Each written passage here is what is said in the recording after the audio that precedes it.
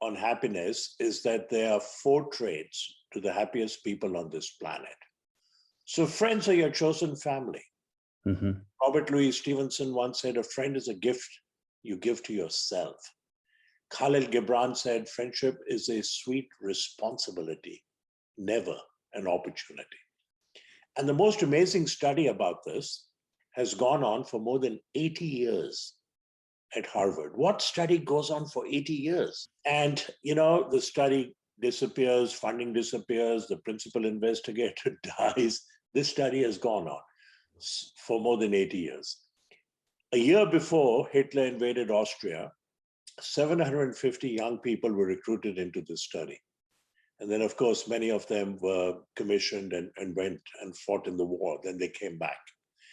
There were 250 who were at Harvard, 21-year-olds. The other 500 were from very poor parts of Boston, Mm-hmm. Rochester, West Roxbury, not West Roxbury, Roxbury. So, and what they did was yearly questionnaires, then detailed physical examinations, blood tests, EKG, functional MRI, home visits.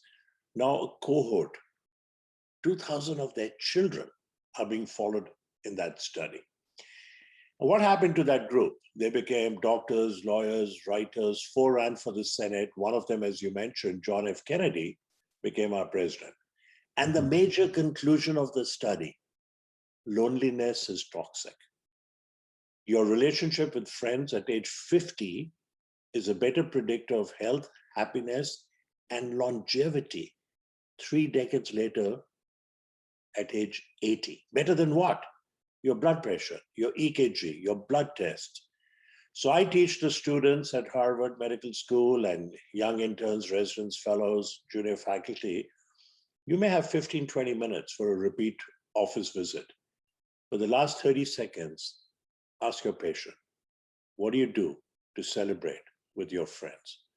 There's a brilliant TED talk by Robert Waldinger. He's a professor of psychiatry and also a Zen monk. And, wow. he has given a brilliant TED talk. And it's called What Makes a Good Life? The longest standing study on happiness. I wrote a book with my friend and colleague Gina Will on the 2 most important days, how to find your purpose and live a happy and healthy life. And actually, Robert Waldinger gave a resounding endorsement for it, for which we are very grateful. But the title of the book, The 2 Most Important Days, is derived from a quote by Mark Twain, who once said, the 2 most important days in your life are the day you're born and the day you find out why. Each one of us has a singular purpose in life. So back to the 4 tenets of the happiest people, friends. The second is the ability to forgive. If you and I or anyone listening holds bitterness or rancor in your heart, you're holding a grudge, my plea, get rid of it. And the moment you make the decision, you'll feel this enormous weight come off your shoulders. Gandhi once said, forgiveness is not for the weak, it is an attribute of the strong. The Buddha said, resentment is like holding a hot coal with the intent of hurtling it at somebody who's offended you. That person's moved on. And to me, the greatest example of forgiveness is Nelson Mandela, who spent 27 years incarcerated in prison. And when he's released, he's asked, Mr. Mandela, do you harbor resentment against your white captors? He said, I have no bitterness. I have no resentment. Resentment is like drinking poison and then hoping it will kill your enemies. And human beings are resilient. We can get over it. So the first one is friend, second is forgiveness. The third is a quote again by Schweitzer, who once said, I don't know what your destiny will be, but one thing I'm certain of.